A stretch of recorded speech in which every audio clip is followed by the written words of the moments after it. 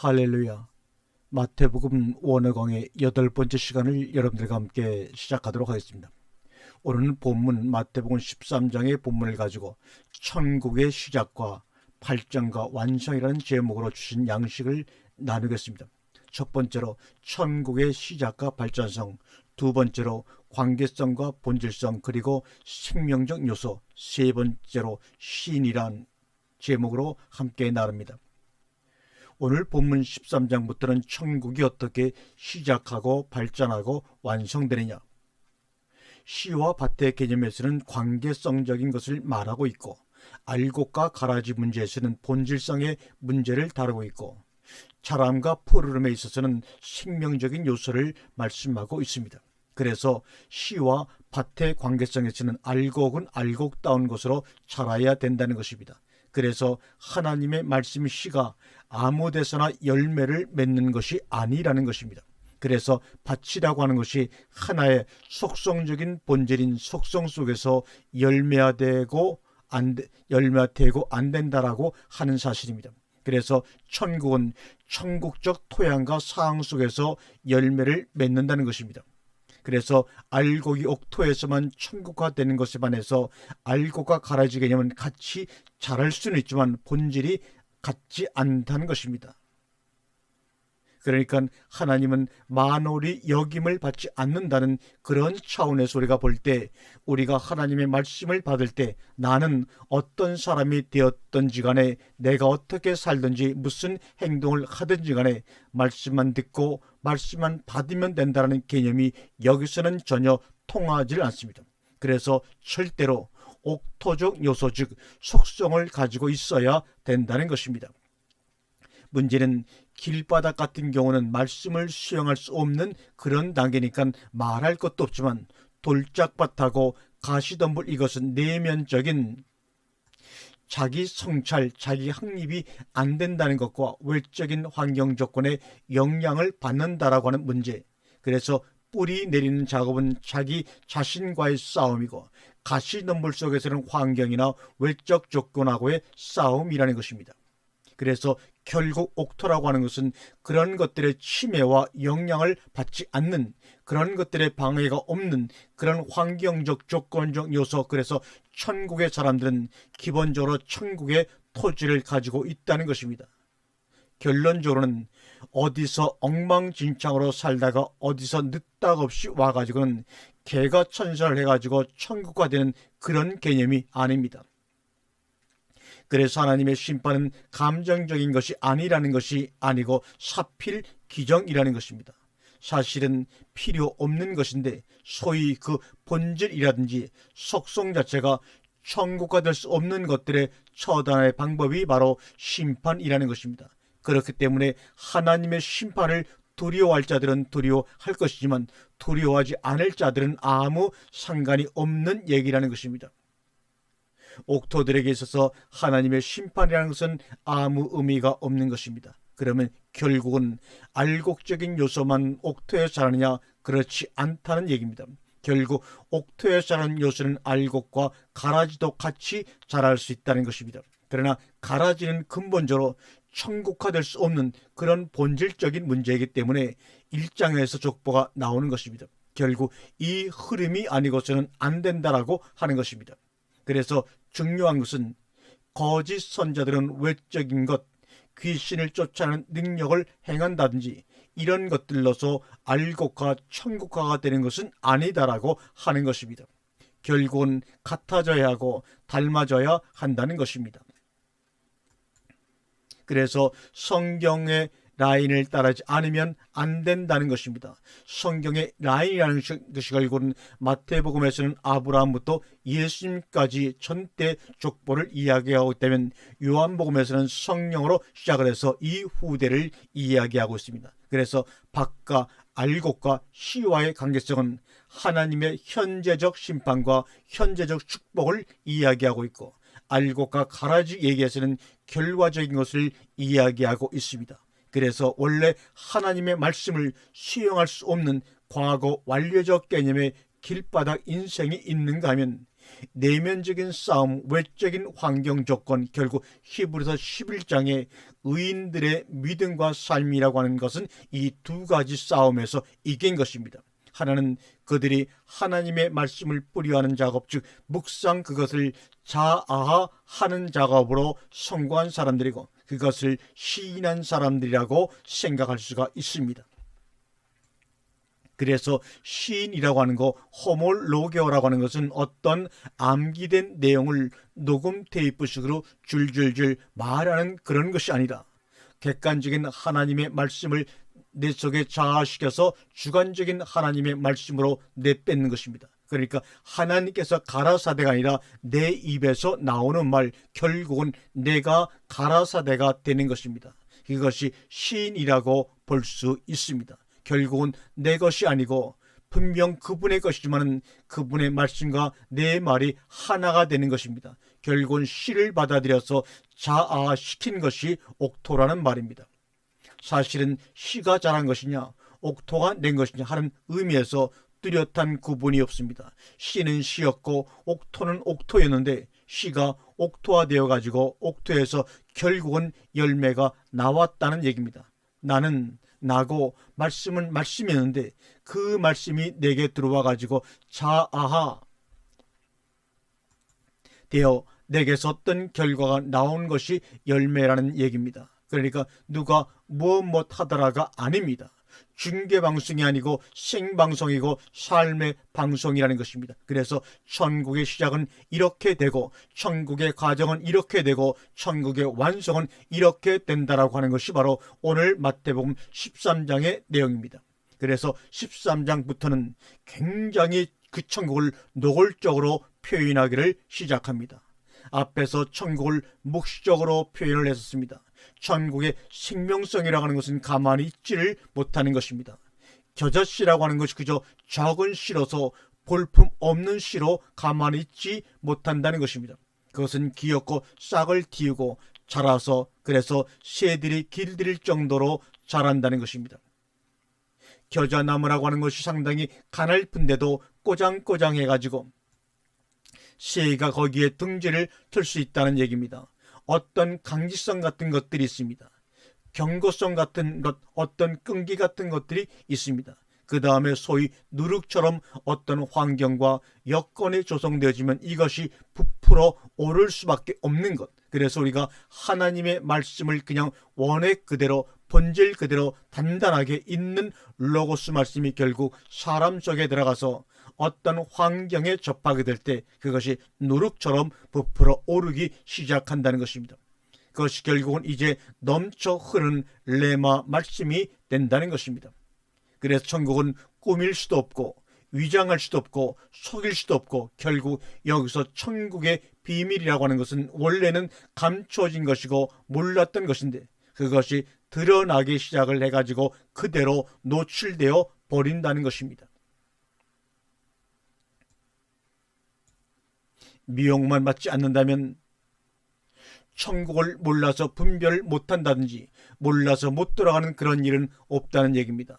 결국은 속성과 본질의 문제 때문에 문제가 되는 것이지 천국의 속성을 가지고 있고 그 본질을 받은 사람들은 천국화가 될 수 있게 되어 있습니다. 그래서 하나님은 그것을 작정하셨고 그것을 섭리하시고 그 섭리의 방법 가운데서 약속의 자녀와 부르심의 자녀와 국률의 자녀가 있다는 것입니다. 약속의 자녀는 다분히 선행적인 것이고 부르심의 자녀는 현행적인 것이고 국률의 자녀는 결론적인 것입니다. 그것이 예정이고 작정이고 섭리고 뜻이고 정말로 하나님을 생각해 보면 볼수록 우선은 선하시고 그리고 하나님 자신도 기뻐하시지만 모든 사람들이 기뻐할 만한 그리고 불완전이 없고 온전한 시점만 가지고 계신 분입니다. 우리가 그것을 깨달았을 때 전폭적으로 헌신을 할 수 있는 것입니다.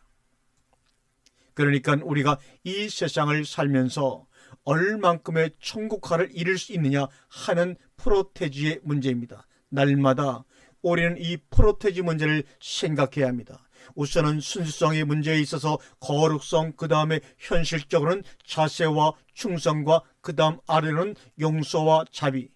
용서라고 하는 것은 이해관계에서 나올 수 있는 문제지만 자비라는 것은 이해관계를 떠나서 베푸는 것입니다. 그래서 우리는 용서의 단계를 지나서 자비의 단계까지 가야 합니다. 그런 천국의 불문율들이 내 속에 법이 돼서 사랑으로 표현될 수 있어야 합니다. 관계성에서 본질성 문제로, 본질성의 문제에서 생명적인 요소로 발전해가지고 결국은 관계성과 본질성의 생명성이 가미되었을 때 결과성이 나타나는 것입니다. 관계성에서는 옥토와 시의 관계, 알곡의 관계에서 알곡과 가라지, 본질적으로 알곡이 될 수밖에 없고 본질적으로 가라지가 될 수밖에 없는 거기에 자람과 부푸름이 가미되는 생명의 요소, 그것은 기적, 그것의 기정은 결과다, 그겁니다. 결과는 천국은 보화라는 것입니다. 어떤 수단의 보화가 아니라 기본적인 보화라는 것입니다. 무엇을 취할 수 있다든지 그런 개념이 아니라 천국의 보화성은 모든 것을 해결해 주는 것입니다. 그리고 완전한 것이고 더 여한이 없는 것이고, 그런 의미에서 천국적인 보화는 완전한 것입니다. 천국이라는 보화는 못하는 것과 안 되는 것이 없는 것입니다. 그러니까 세상적인 자기 보화를 팔아서 바꿔버리는 것입니다. 그것이 결국은 천국이라는 것은 투자라는 것입니다. 그러니까 여러분들이 어느 정도까지는 되어야 하는가 하면 있는 것이 부담스러울 정도로까지는 되어야 합니다. 은행에 돈 들어있는 것이 부담스럽고 귀찮고 그래서 우리 속에서 우리를 방해하는 것들을 없애버려야 합니다. 좀 전에도 말씀을 드렸지만 우리는 세 가지 측면에서 건강해야 합니다. 우선은 육체적으로 다리가 건강해야 합니다. 그리고 정신적으로는 머리가 건강해야 하고 영적으로는 마음이 건강해야 합니다. 육체적으로 건강치 못하다는 것은 혈액순환이 잘 안 된다든지 어떤 관절이나 기관이 자기의 역할을 잘 못한다든지, 그 다음에 정신적으로 건강하지 못하다는 것은 자꾸 자극을 주고 고통을 주고 부담을 주는 요소들, 이런 요소가 있으면 빨리 해결을 해야 합니다. 의식적으로 우리를 무겁게 하는 것들, 이런 것들을 빨리 해결해야 합니다. 그래서 아침에 일어나면 3분살대로 자기의 건강 체크를 해보세요. 우선은 벌떡 일어날 수 있느냐 하는 것이 중요합니다. 요즘 아침에 벌떡 일어나지 못하는 사람들이 생각보다 많습니다. 그 다음에 눈을 뜨자마자 걱정, 부담, 이런 것들이 있는가? 이런 정신적인 부담이 사지 백체에다가 스트레스를 줍니다. 그래서 우선은 신장의 영향을 받으니까 피 흐름이 원활하지 못하고, 신경성에 영향을 주니까 매사가 신경질적이고, 그 다음에 영적인 건강을 체크해 봐야 합니다. 말씀에 대한 식욕이 있느냐 하는 것입니다. 그런데 정신적으로 부담스럽고 육체적으로 병이 있으면 말씀에 대한 식욕이 떨어집니다. 그러니까 이 말씀은 머리가 심하게 아프다든지 육체적인 고통이 있는 사람은 와서 말씀을 제대로 듣지를 못합니다. 수고스럽고 무거운 고통스럽고 무거운 것들을 다 벗어버려야 합니다.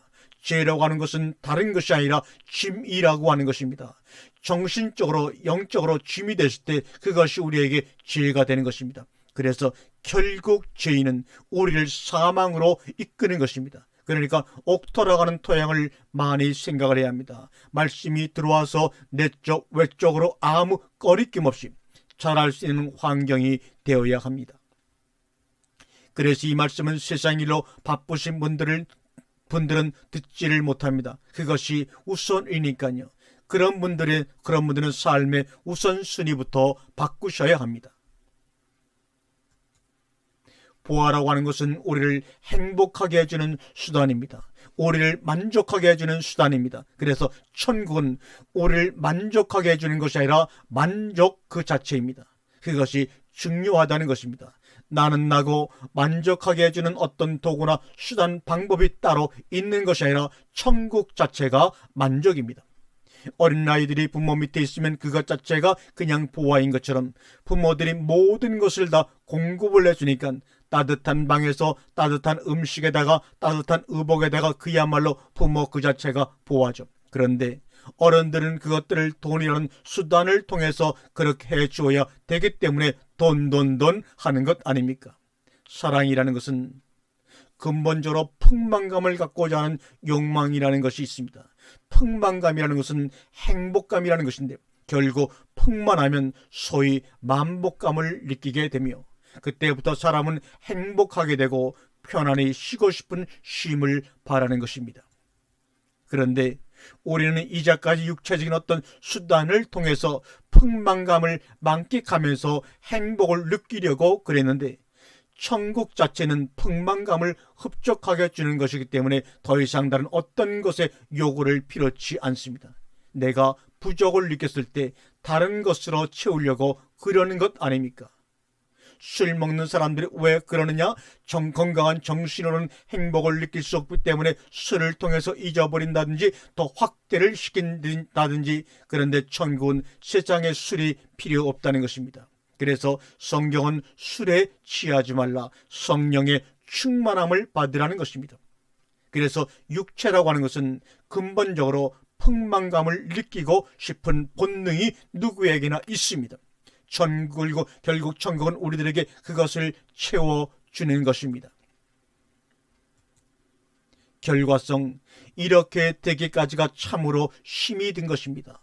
보아라고 하는 그 가치성을 생각할 때까지가 보통의 과정이 아닙니다. 그것을 느낄 수 있는 사람이면 그때부터 제대로 되는 것입니다. 성경이라는 것이 하나의 삶의 수단이나 방법을 제공해 주는 것이다라고 테크닉 개념을 가졌을 때하고 목적 개념 됐을 때하고는 다릅니다. 그러니까 천국이라는 보화를 얻고자 하는 목적이 되어야 합니다. 성경이라고 하는 것이 설교를 잘해가지고 성도들을 끌어모으는 수단이라고 생각하는 것과 성도가 문제가 아니라 천국 자체를 얻는 것이 중요하다라고 하는 것이 목적이 되는 것하고는 하늘과 땅 차이입니다. 말씀대로 살면 복을 받는다라는 복을 목적한 수단이 아니라 말씀 자체가 복이요 목적이라는 것입니다. 그래서 이 옥토라고 하는 것은 보아가 감추인 밭입니다. 결국은 옥토가 씨를 받아가지고 알곡을 내는 것이니까 밭은 천국을 숨겨 놓은 곳이라는 얘기입니다. 결국 밭이라고 하는 것이 뭐냐? 밭은 천국이 숨겨진 곳입니다. 천국의 비밀 창고가 밭입니다. 그런 개념에서 계시록적인 천국은 표현상 그렇게 하는 것뿐입니다. 진주문 황금길, 그래서 우리는 계시라고 하는 환상의 미궁에 빠지면 절대로 안 됩니다. 결국은 나 아닌 밖의 환경, 즉 나 자신의 천국이 아닌 물질 보화 개념의 천국이라는 미궁에 빠지면 큰일 납니다. 그러니까 천국을 소유한 자기의 가치성이 그렇게 기해야 된다는 얘기입니다. 자기 손실을 안 보려고 자기의 외적인 것들, 자기에게 도움이 됐던 것들을 포기하고 단절시켜버려야 된다는 말씀을 드립니다. 결국 과거의 목적이었던 것들은 다만 수단이 되어야 합니다. 물질이라고 하는 것은 이제는 천국이라는 보화를 얻는 하나의 수단이고 방편이 된다는 것입니다. 천국의 외적인 것을 얻으려고 하는 수단과 방법이 아니라 천국 자체를 얻으려고 하는 수단과 방편이어야 한다는 것입니다. 결국은 바꾸는 것입니다. 우리가 신앙생활하면서 가장 중요한 것은 성경에 걸림이 없어야 됩니다. 살다가 보면 그것이 참으로 어렵습니다. 사람들마다 이런 걸림돌이 다 있습니다. 이런 걸림이 있고 저런 걸림이 앞을 막고 있으니까 나아가지를 못합니다. 여러분들이나 저나 모두가 다 장방성 떠나서 천성으로 가면서 다 구경을 하실 텐데 중간에서 도중하차하는 사람들이 굉장히 많습니다. 당신은 왜 못 갑니까? 나는 자식 때문입니다. 당신은 왜 못 갑니까? 사업 때문입니다. 전부 도중하차를 할 수밖에 없습니다. 또한 거기에 맞는 합리적인 핑계를 다들 대고 있습니다. 왜? 성경에서 막히기 때문에 그렇습니다. 나는 길이요에서 진리로 우리가 발전을 해야 하는데 진리로 못 가고 길에서 머뭇하고 있는 겁니다. 그런 것들에 막혀가지고 오늘 본문의 44절에서는 밭에 숨겨진 보화를 말하고 있고 45절에서는 드러난 보화 진주를 말하고 있습니다. 그 다음에 47절부터는 구별을 합니다. 바다에다가 그물을 치고 사람을 낚는 것이 아니라 그물 안으로 모아버립니다. 그리고 거기서 구별을 합니다. 결국 천국이라고 하는 것은 보화찾기인데, 보화찾기라는 것은 사람 찾기라는 이야기입니다. 물질이 보화가 아니라 사람이 보화가 되는 것입니다. 물질이 보화인 세상에서는 인간은 얼마나 비참합니까? 그것은 있는 자나 없는 자나 마찬가지입니다. 모든 인간이 물질에 의해서 평가를 받아야 합니까? 이 얼마나 비극입니까? 사람에 의해서 물질이 평가를 받아야 옳은 것인데 말입니다. 그 사람이 가지고 있는 땅이 뭐냐, 사업이 뭐냐가 중요한 것이지, 경영인이 중요한 것이지, 경영 자체가 중요한 것은 아닙니다. 사람이 중요한 것이라는 얘기입니다. 그런데 이 세상의 모든 나라가 경제가 문제라고 정치꾼들이 백성들을 미혹합니다. 그래서 팔복에서는 천국은 이런 사람들의 것이다라고 얘기합니다. 우선은 영적으로 가난한 사람들, 우선은 영적으로 애통하는 사람들, 우선은 영적으로 의에 쫄이고 목마른 자들, 이런 사람들이 천국의 소유자가 될 때 영적으로 부유의 위로와 평강과 합평케 한 일들이 그들에 의해서 되어진다는 것입니다. 그러니까 사람이 보화가 되고 그 보화 사람이 천국이 되는 것입니다. 우리가 흔히 민주주의에서 부리는 인권 존중이라는 것은 그 사람이 가치고 있는 그 가치성 때문에 인정을 받는 그런 인권 존중의 시대가 와야 합니다. 무조건 사람이라고 해서 위하고 짐승이나 미물이라고 해서 무가치하게 여겨서는 안 된다는 것입니다.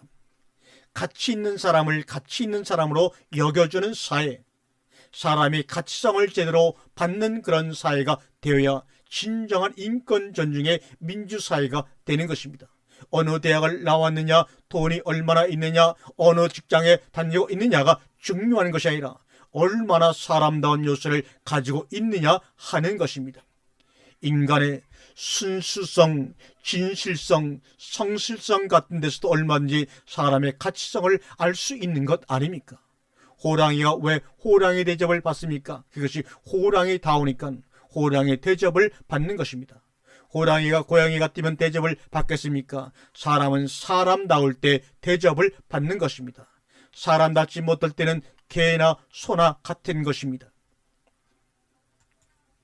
숨겨진 보화를 발견한 사람 참으로 대단한 사람입니다. 드러난 보화를 보고도 취할 줄 모르는 사람, 좋은 것 나쁜 것을 분별할 줄 모르는 사람, 이것은 보통 문제가 아닙니다. 그래서 천국은 탐구적이어야 한다는 것입니다.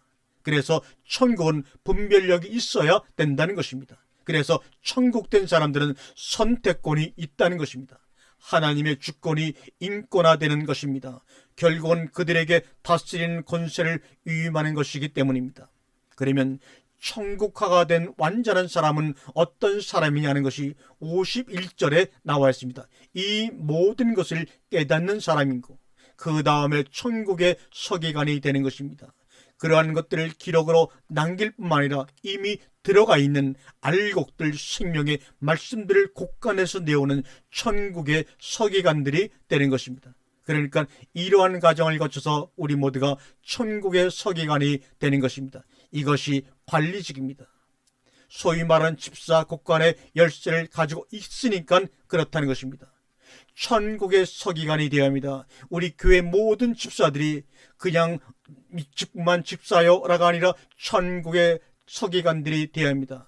곳간에서 말씀을 끄집어내는 그런 서기관 집사들이 되어야 합니다. 천국 열쇠와 곳간의 열쇠가 다른 것은 천국의 열쇠는 들어가는데 열어주느냐 안 열어주느냐의 문제고 곳간 열쇠는 들어간 것을 내어오는 것입니다. 본문 53절 이하에서는 육신적으로 보면 예수는 그냥 예수입니다. 그 가치성을 보지 못하는 사람들에게는 그냥 예수일 뿐입니다. 그러니까 그는 목수의 아들이 아니냐, 그의 아비의 어미를 우리가 잘 알거늘, 그러니까 육신적인 사람들은 밭에 감추인 보화를 못 본다는 얘기입니다. 그래서 예수님은 저들이 믿지 않음이 이상하다는 것입니다.